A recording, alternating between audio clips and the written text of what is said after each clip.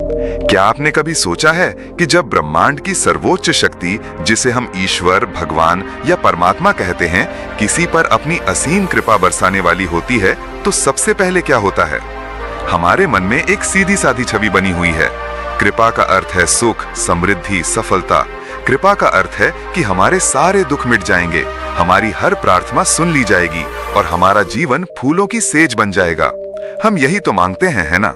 लेकिन क्या हो अगर मैं आपसे कहूं कि ये पूरा सच नहीं है? क्या हो अगर मैं कहूं कि ईश्वर की कृपा का पहला संकेत वो नहीं है जो आप सोचते हैं? क्या हो अगर उसकी कृपा का पहला स्पर्श एक मीठी थपकी नहीं बल्कि एक झकझोर देने वाला धक्का हो?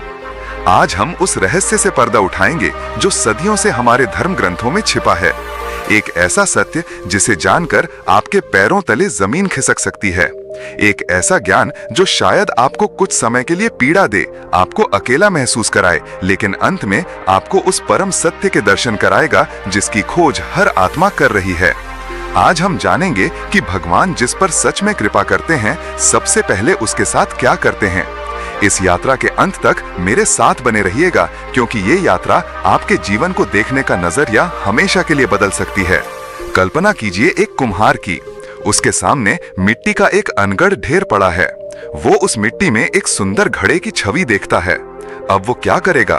क्या वो उस मिट्टी को सहलाएगा, उस पर फूल चढ़ाएगा? नहीं, वो सबसे पहले उस मिट्टी को उठाएगा, उसे पत्थर पर पटकेगा, उसे अपने पैरों से रौंदेगा, उसमें पानी डालकर उसे गूंथेगा। वो उसे तब तक मसलेगा जब तक उस मिट्टी का हर कण उसका अपना पुराना स्वरूप भूल न जाए। मिट्टी के लिए ये प्रक्रिया कितनी पीड़ादायक होगी। उसे लगेगा कि उसका अस्तित्व मिटाया जा रहा है। उसे लगेगा कि ये कोई कृपा नहीं बल्कि एक क्रूर अत्याचार है। और फिर जब मिट्टी पूरी तरह से तैयार हो जाती है, तब कुम्हार उसे अपनी घूमती हुई चाक पर रखता है, उसे एक आकार देना शुरू करता है, उसे बाहर से थपथपाता है और अंदर से सहारा देता है, और अंत में वो उसे आग की धधकती हुई भट्टी में डाल देता है। सोचिए उस मिट्टी पर क्या गुजर रही होगी। पहले रौंदा गया, फिर मसला गया और अब आग में तपाया जा रहा है। उसे तो यही लगेगा कि उसका अंत निश्चित है। लेकिन क्या ये अंत है? नहीं, ये एक रूपांतरण है।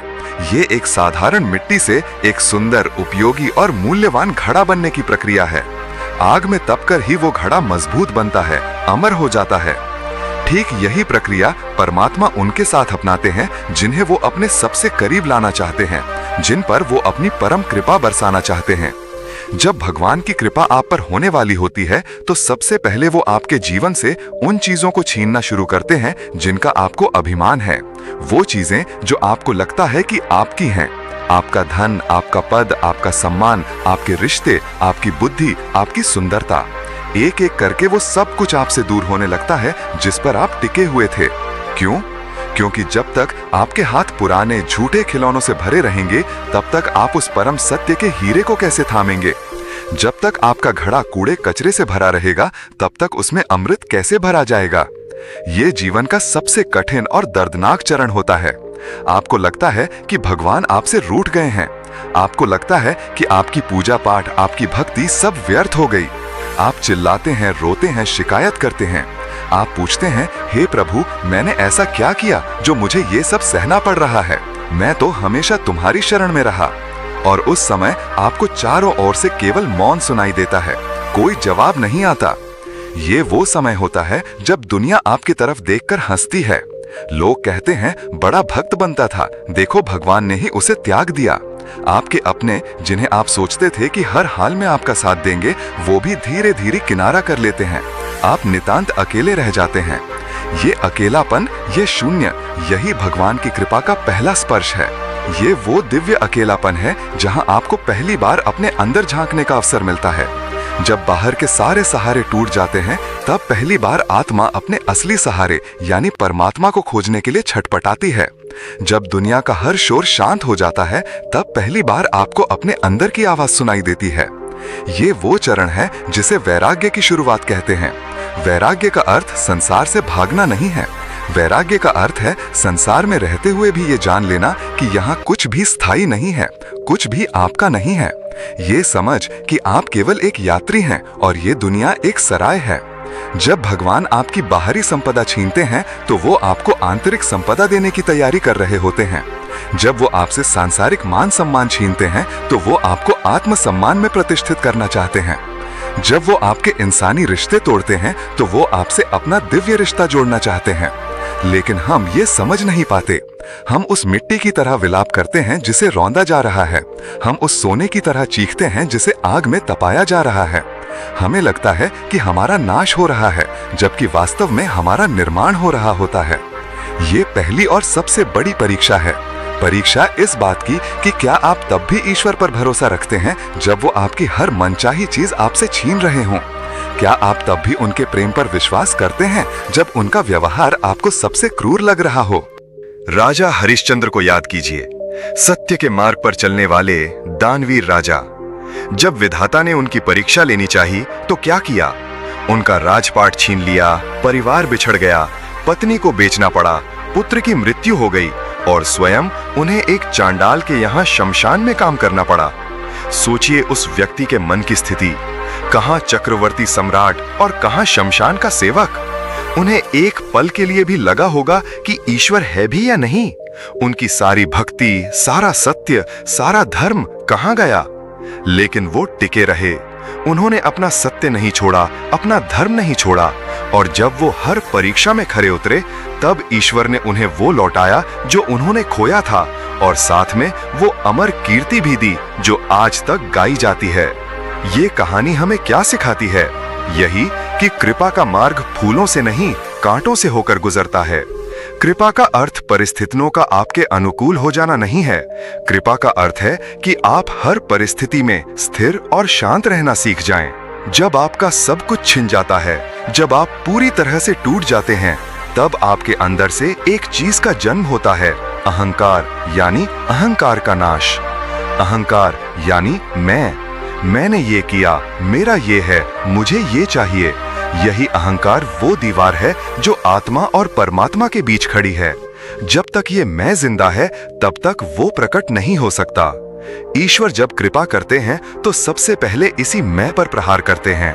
वो आपको ऐसी परिस्थितियों में डालते हैं जहां आपका मैं चूर चूर हो जाता है। जब आपकी बुद्धि काम करना बंद कर देती है, जब आपकी ताकत जवाब दे जाती है, जब आपकी योजनाएं धरी की धरी रह जाती हैं, तब आपको पहली बार ये एहसास होता है कि मैं कुछ नहीं हूँ, करने वाला कोई और है। ये एहसास होना कि मैं करता नहीं हूँ, यही तो भक्ति की पराकाष्ठा है, यही तो समर्पण है। और जब ये समर्पण घटित होता है, जब आप पूरी तरह से हाथ खड़े कर देते हैं और कहते हैं, हे प्रभु, अब मैं कुछ नहीं जानता, मेरा कुछ नहीं है, मैं भी आपका हूँ और मेरा सब कुछ भी आपका है, अब आप ही संभालो, जैसे रखोगे वैसे रहूंगा। बस उसी क्षण, उसी पल चमत्कार होता है। उसी क्षण वो मौन जो आपको खाए जा रहा था, वो आपसे बात करना शुरू कर देता है। वो अकेलापन जो आपको डरा रहा था, वो उस परम सत्ता की उपस्थिति से भर जाता है। वो दुख जो आपको तोड़ रहा था, वो आनंद में बदलना शुरू हो जाता है। ये वो बिंदु है जहां कुम्हार रौंदना और मसलना बंद कर देता है। अब वो उस तैयार मिट्टी को अपनी चाक पर रखता है। अब निर्माण का असली काम शुरू होता है। भगवान अब आपके जीवन को अपने हाथों से एक नया आकार देना शुरू करते हैं। लेकिन यहाँ भी एक रहस्य है, वो आपको वो आकार नहीं देंगे जो आपने मांगा था। वो आपको वो आकार देंगे जो आपके लिए सर्वोत्तम है, जो आपकी आत्मा के विकास के लिए आवश्यक है। हो सकता है आपने एक आलीशान महल मांगा हो और वो आपको एक शांत कुटिया दें। क्यों? क्योंकि वो जानते हैं कि महल में आपका अहंकार फिर से जाग जाएगा, लेकिन कुटिया में आप सदा उनसे जुड़े रहेंगे। हो सकता है आपने दुनिया पर राज करने की शक्ति मांगी हो और वो आपको लोगों के दिलों में प्रेम जगाने की क्षमता दें। क्यों? क्योंकि वो जानते हैं कि दुनिया का राज तो अस्थायी है, पर दिलों पर प्रेम का राज अमर है। ये वो चरण है जब आपकी प्रार्थनाएं बदल जाती हैं। अब आप उनसे कुछ मांगते नहीं हैं, अब आप बस उन्हें धन्यवाद देते हैं, हर उस चीज के लिए जो उन्होंने दी और हर उस चीज के लिए भी जो उन्होंने छीन ली। क्योंकि अब आप समझ जाते हैं कि उनका छीनना भी उनके देने का ही एक हिस्सा था, उनका प्रहार भी उनके प्रेम का ही एक रूप था। इस अवस्था में पहुंचकर भक्त को एक दिव्य दृष्टि प्राप्त होती है। उसे हर घटना के पीछे, हर व्यक्ति के पीछे उसी की लीला दिखाई देने लगती है। उसे समझ आ जाता है कि जो हो रहा है अच्छा हो रहा है, जो हुआ अच्छा हुआ, और जो होगा वो भी अच्छा ही होगा। उसे अपने शत्रु में भी ईश्वर का ही एक रूप दिखाई देता है जो उसे कुछ सिखाने आया है। उसे अपनी विफलता में भी ईश्वर की ही कृपा दिखाई देती है जो उसे सही मार्ग पर लाने के लिए घटित हुई। ये समत्व की अवस्था है जिसका वर्णन श्रीमद् भगवद गीता में किया गया है। सुख दुख, मान अपमान, लाभ हानि, सब में समान भाव रखना। लेकिन इस अवस्था तक पहुंचने का मार्ग हमारी पहली पीड़ा से होकर ही गुजरता है। उस पीड़ा से जब आपका सब कुछ बिखर रहा होता है, तो अगली बार जब आपके जीवन में कोई बड़ी कठिनाई आए, जब लगे कि सब कुछ खत्म हो रहा है, जब लगे कि भगवान आपकी सुन ही नहीं रहे, तो एक पल के लिए रुकिएगा। घबराने या शिकायत करने की बजाय एक पल के लिए ये विचार अपने मन में लाइएगा, कहीं ये मेरे जीवन का अंत नहीं बल्कि एक नए अध्याय की शुरुआत तो नहीं? कहीं ये दुर्भाग्य नहीं बल्कि सौभाग्य का व्याप्त रूप तो नहीं? कहीं ये भगवान की नाराजगी नहीं बल्कि उनकी कृपा का पहला कठोर स्पर्श तो नहीं? जरा सोचिए, भगवान को क्या जरूरत है आपको दुख देने की? वो तो आनंद के सागर हैं। वो आपको पीड़ा क्यों देंगे? वो आपको पीड़ा नहीं देते, वो आपकी पीड़ा को हरते हैं। और कभी कभी शरीर में गहरे धसे कांटे को निकालने के लिए एक और कांटा चुभोना पड़ता है। ये दूसरा कांटा चुभता तो है, पर पहले वाले स्थायी दर्द से मुक्ति भी दिलाता है। हमारे कर्म, हमारे संस्कार, हमारी वासनाएं, ये सब वो गहरे धसे कांटे हैं जो हमें जन्म जन्मांतर से पीड़ा दे रहे हैं। ईश्वर जो कृपा करते हैं तो इन्हीं कांटों को निकालने की प्रक्रिया शुरू करते हैं, और ये प्रक्रिया थोड़ी दर्दनाक तो होती ही है। वो आपका हाथ पकड़कर आपको उस आग के पास ले जाते हैं जिससे आप हमेशा डरते थे। आग यानी सत्य की आग, ज्ञान की आग। वो आपको उस आग में धकेलते नहीं, बस उसके इतना करीब ले जाते हैं कि आपकी सारी अशुद्धियां, आपके सारे भ्रम जलकर राख हो जाएं। जब सोना आग में तपता है तो मैल जल जाता है और कुंवन निखर आता है। ईश्वर की कृपा की प्रक्रिया भी यही है। वो आपके अंदर के मैल यानी काम, क्रोध, लोभ, मोह, अहंकार को जलाते हैं ताकि आपके अंदर छिपी हुई शुद्ध आत्मा जो सोने की तरह मूल्यवान है वो प्रकट हो सके। तो सवाल ये नहीं है कि भगवान हमें दुख क्यों देते हैं। सही सवाल ये है कि क्या हम उस दुख में छिपे हुए उनके उद्देश्य को, उनके प्रेम को देख पाते हैं या नहीं? क्या हम उस कुम्हार के रौंदने में उसके बनाने की कला को पहचान पाते हैं या नहीं? जब जीवन में सब कुछ अच्छा चल रहा हो तब तो हर कोई ईश्वर को धन्यवाद दे सकता है। तब तो हर कोई कह सकता है कि मैं भक्त हूँ।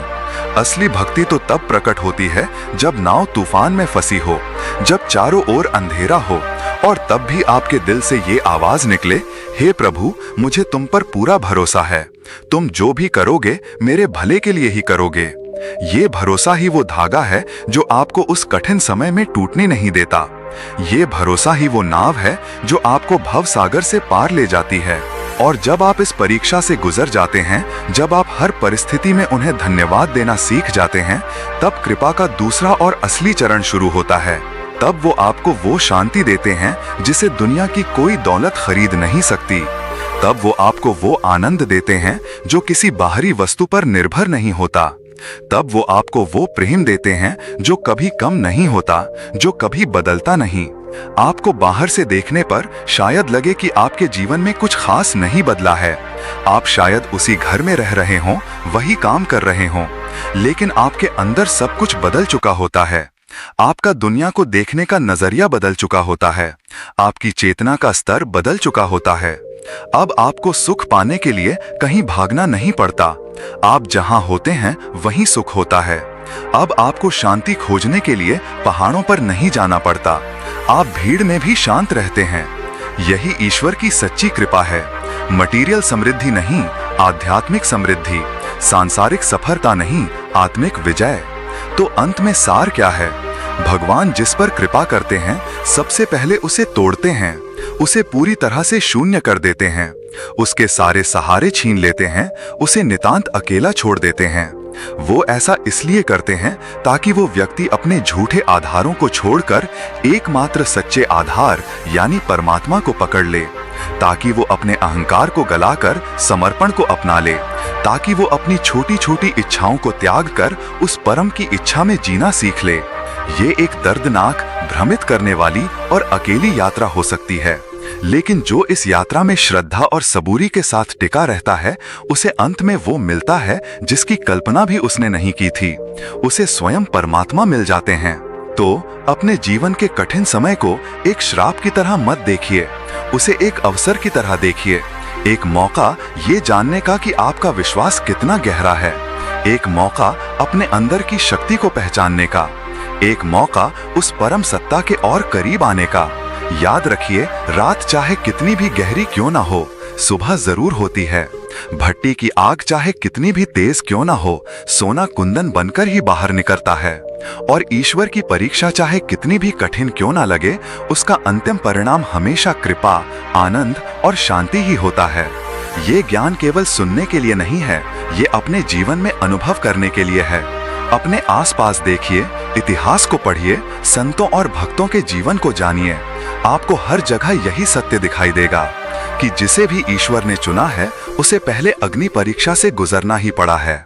आशा है कि इस यात्रा ने आपके मन में चल रहे कई सवालों को शांत किया होगा और आपको एक नई दृष्टि दी होगी। अगर आपको हमारा ये प्रयास पसंद आया, अगर इस ज्ञान ने आपके हृदय को छुआ है, तो इस वीडियो को अपना प्रेम दें, इसे लाइक करें और अपने मित्रों और परिवार के साथ शेयर करें, ताकि ये दिव्य ज्ञान अधिक से अधिक लोगों तक पहुंच सके और उनके जीवन में भी प्रकाश ला सके।